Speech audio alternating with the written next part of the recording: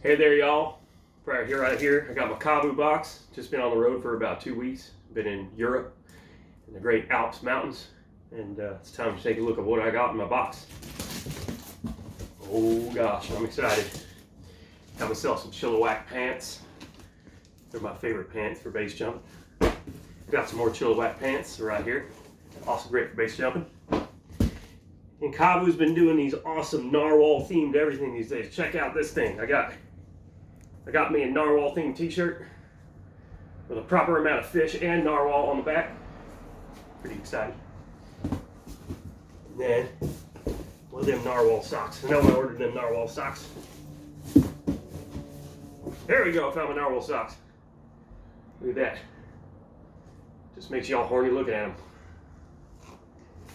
I got a nice dress shirt if I want to go out in town with my wife. I want to go get dressed up, look all fancy like. Doesn't that look nice? Coolest thing now, I really like this furry bag here. It's all made out of critters and stuff. Ain't that cool? I like it too.